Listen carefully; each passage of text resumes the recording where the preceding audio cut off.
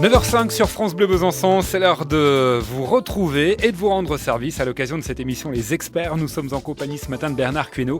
Il est chauffagiste du côté de Levier, aux portes du Haut-Doubs. Il fait partie de l'opération Cœur d'artisan qui a commencé lundi et qui va se dérouler pendant une quinzaine de jours à l'occasion de retrouver des artisans, des commerçants qui sont passionnés par leur métier et qui sont des acteurs locaux de proximité.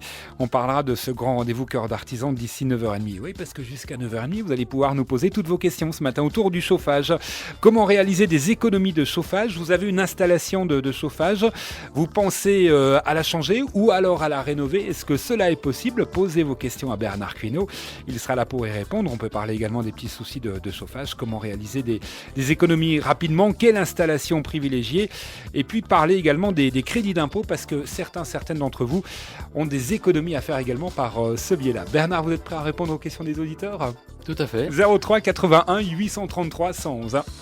Un souci, une question, un réflexe. Les experts de France Bleu Besançon.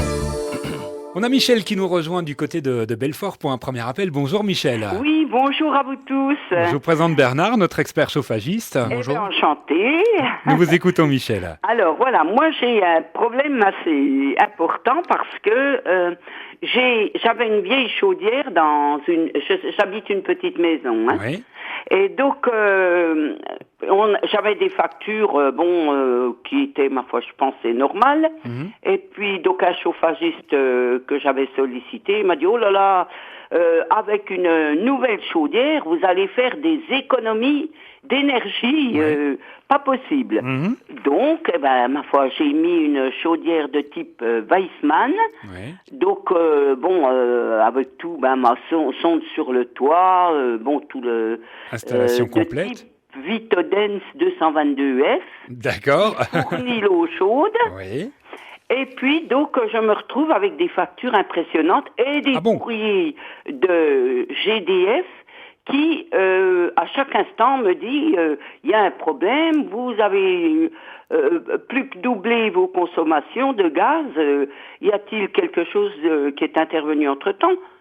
Si ce n'est que j'ai changé la chaudière, que j'en ai mis une neuve pour économiser, et que maintenant, je suis toute seule dans cette maison, j'ai 3 pièces qui ne sont pas chauffées, je mets un minimum de réglage de 19 voire 20 degrés. Oui, donc vous surchauffez pas en fait, Michel. Ah non, mais alors écoutez, j'ai, je vous jure, 6 cm de dossier que j'échange avec GDF, mais qui solutionne rien. On va voir, on va voir Michel si avec notre chauffagiste, il y a un rapport avec le changement de la chaudière. Bernard, voilà, Michel nous a dressé un diagnostic complet là. Enfin, j'ai l'impression, assez clair. Un diagnostic très précis. En plus, je connais très bien la marque et le modèle de chaudière dont vous parlez. C'est un modèle que je préconise couramment. Simplement, tout équipement mérite aussi un réglage précis à la fois de la régulation, parce qu'on va chauffer avec cette chaudière en fonction de la température extérieure, d'où la sonde que vous avez à l'extérieur de la maison. Oui. Qui permet normalement d'envoyer de l'eau plus ou moins chaude en fonction de l'extérieur, ce qui n'était pas le cas avec les chaudières précédentes. Oui, les anciennes. Voilà. Par contre, cette chaudière, elle peut être aussi réglée en termes de puissance, c'est-à-dire qu'on a des standards de 20 et quelques kilowatts, par exemple, pour cette chaudière-là, qui peuvent être baissés, mettons, à 10 kilowatts. Et ça fait partie des paramètres installateurs. J'ai fait revenir le chauffagiste. Oui, tout à fait. Et jusqu'à ce jour, il n'y a pas de... Et c'est toujours pareil, quoi. Maintenant, peut-être que ça s'avérera par la suite sur mes notes, je ne sais pas, mais pour l'instant, moi, je ne sais plus quoi faire. Elle est réglée à 20 degrés sur la chaudière. Et puis elle s'arrête la nuit, donc elle se met en abaissement, oui. En abaissement. Donc moi je ne sais plus quoi faire. Dans ma cuisine j'ai 19 degrés, dans ma chambre j'en ai 15. Je peux pas quand même. À ce moment-là j'arrête tout, quoi. Alors, il serait important de savoir après si l'installateur était proactif Wiesmann, c'est-à-dire s'il a fait les formations spécifiques aux chaudières de la marque, parce qu'effectivement, les réglages dont je vous parle ne sont pas connus de tous les installateurs s'ils n'ont pas fait cette formation. Et après, il y a une deuxième composante qui est importante, c'est l'isolation de la maison. Après, on ne peut pas dire que l'isolation n'ayant pas été touchée, vous ne devriez pas consommer plus, vous devriez éventuellement rester au même stade, mais pas doubler la note comme c'est le cas pour Michel, voilà, en fait. Tout à fait. Donc, en fait, Bernard, vous penchez pour un réglage de la chaudière, alors. Tout à fait, le problème se situe là, oui.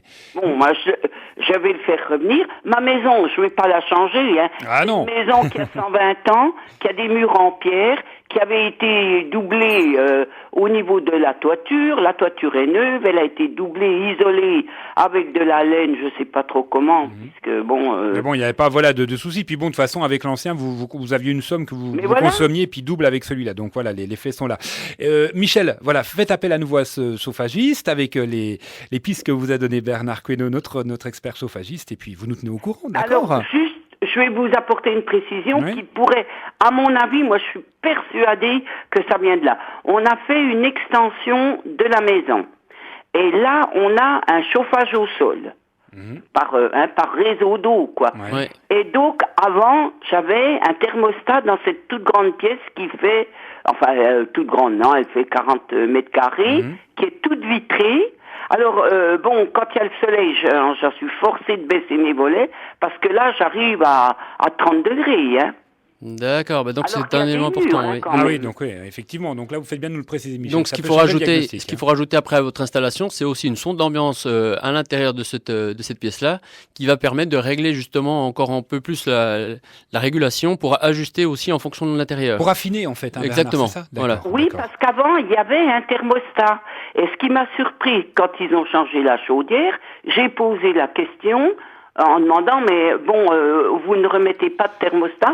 On m'a dit, oh non, c'est pas la peine. Bon, Michel, partez dans cette direction-là. Voilà, ça serait très important d'après Bernard. On va être obligé de vous laisser là, Michel, parce qu'on a beaucoup d'appels, mais j'espère qu'on a bien répondu à votre question. C'est gentil. Je vous souhaite une bonne journée. Merci. Au revoir. Bonne journée à Belfort, ma chère Michel.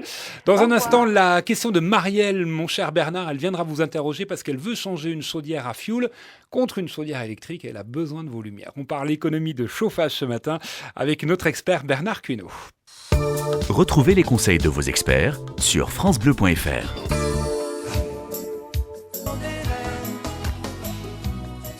Yannick Noah avec les Lyonnes sur France Bleu Besançon, 9h15. Dans un instant, les questions des auditeurs, émission Les Experts spécial chauffage. On vous rend service en matière d'économie d'énergie. On va parler de changer une chaudière au fioul contre une électrique dans un instant. France Bleu. Le mix-up France Bleu Besançon, chaque samedi de 16h à 17h, c'est votre classement des nouveautés sur France Bleu. Cette semaine, Pharrell Williams. Posez votre question à notre expert 03 81 833 111. On va dans le Doubs du côté de Vercelles retrouver Marielle à Chanant. Bonjour Marielle. Oui, bonjour. Bonjour, bienvenue. Ça va Marielle? Oui, ça va bien avec ce beau soleil. Ça fait plaisir. Hein. Alors, oui, tout à fait. Malgré les beaux jours qui arrivent, on pense à changer l'installation de chauffage chez vous, Marielle. Oui, tout à fait, parce que la chaudière date de quand on a acheté la maison, donc elle doit avoir une vingtaine d'années. Et bon, celui qui fait l'entretien, il dit toujours que bon, elle est un peu dépassée et tout, mais bon, on est un peu limite financièrement. Oui. Et en fait, on a un ami qui nous a parlé d'une chaudière électrique. Donc, j'aimerais connaître l'avis sur ce produit-là.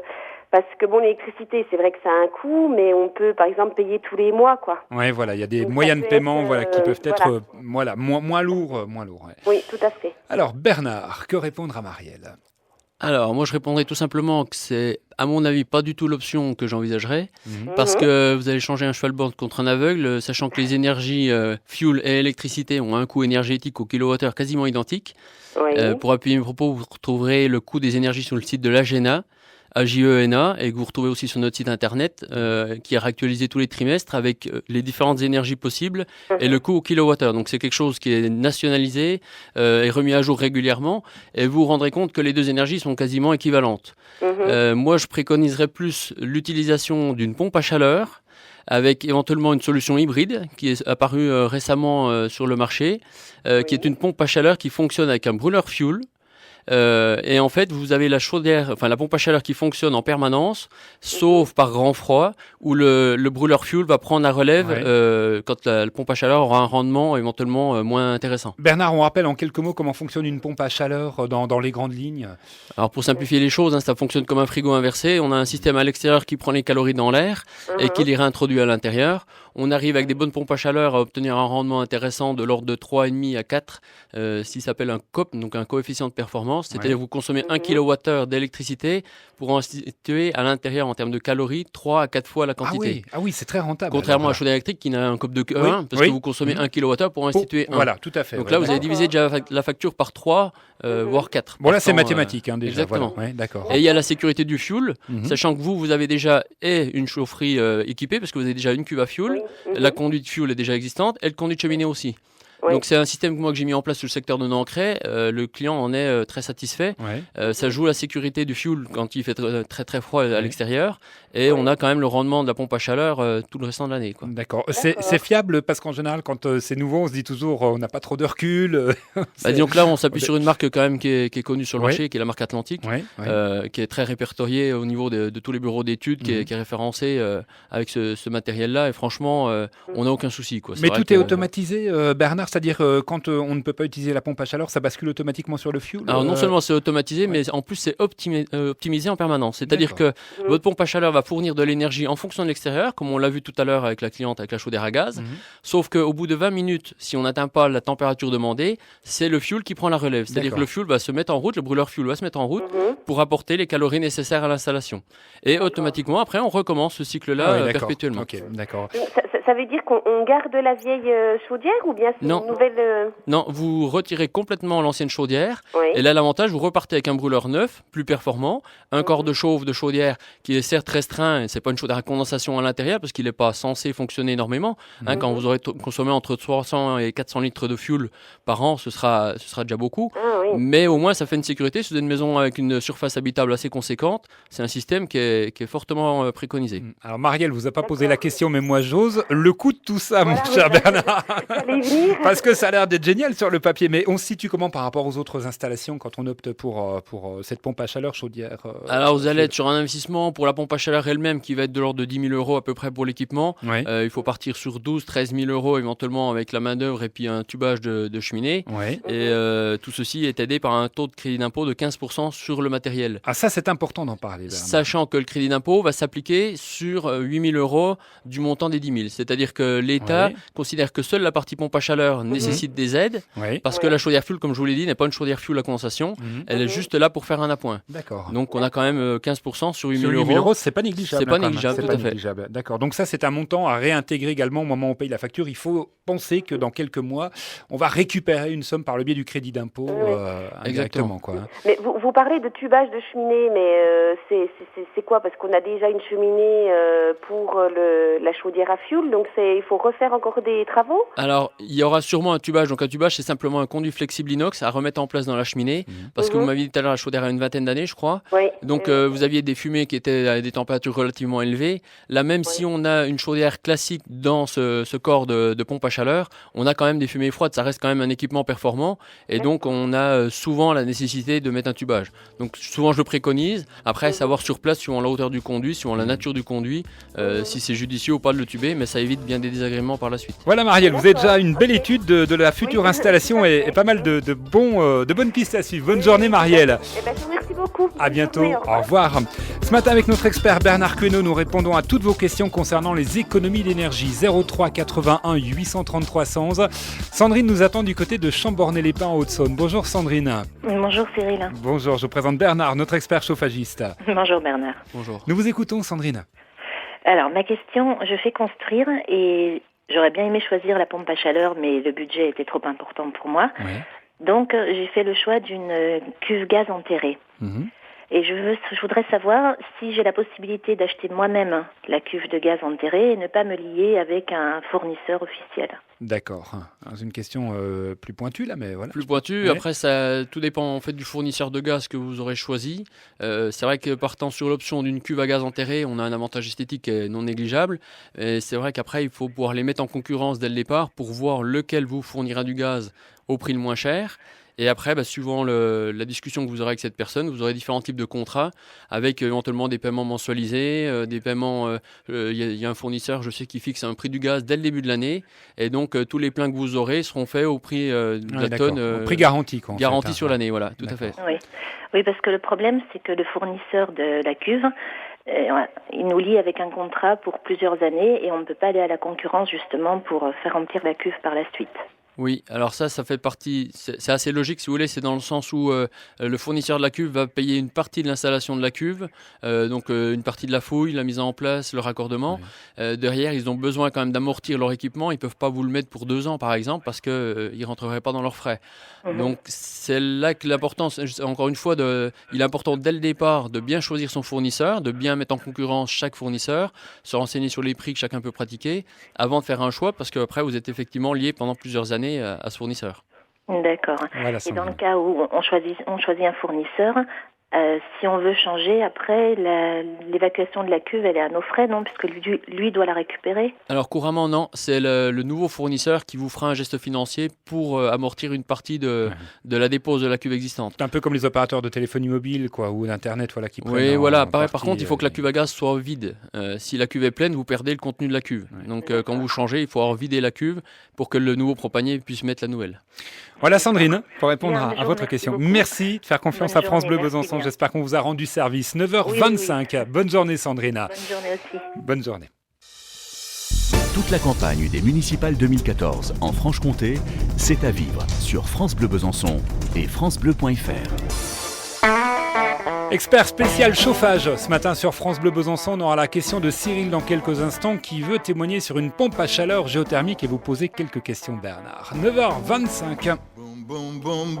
Johnny Hooker sur France Bleu Besançon, il est 9h27. Les experts de France Bleu Besançon, ils sont à votre écoute tous les jours. C'est Bernard Queneau, notre invité ce matin, votre expert, il est chauffagiste à Levier. Cyril, bonjour. Oui, bonjour. Vous êtes à Fertan, je vous présente Bernard. Cyril, oui, vous voulez nous parler d'une pompe à chaleur géothermique? Ouais, on a un souci sur une pompe à chaleur géothermique. On en a mis une à notre installation dans la maison en 2008. On a eu un gros souci en 2012. On a passé un hiver sans chauffage, il a fallu qu'on s'équipe avec un fourneau. Là, ils nous ont tout refait l'installation de géothermie. Et à chaque mise en route de la pompe à chaleur, la lumière clignote fortement. D'accord. Et le souci dont vous parlez, c'était sur les sondes qui sont enterrées dans le sol ou c'était sur la pompe à chaleur en elle-même? Et ils n'ont jamais su. Ah, d'accord. Le problème n'a pas été clairement identifié. Elle est tombée en panne et du coup... Elle est tombée en panne. Les experts, ça a duré 6 mois. Et puis à la fin, ils ont dit, on refait tout à neuf. Forage compris. D'accord. Et la marque de la pompe à chaleur? Voilà, la première, je sais même plus. C'était une boîte sans donner de nom, mais oui, c'est une marque connue ou c'est quelque chose qui était... C'était Géothermie Confort, il me semble, ou un nom comme ça. D'accord. Donc alors, Bernard, là, par rapport au cas de Cyril, c'est un cas quand même assez radical.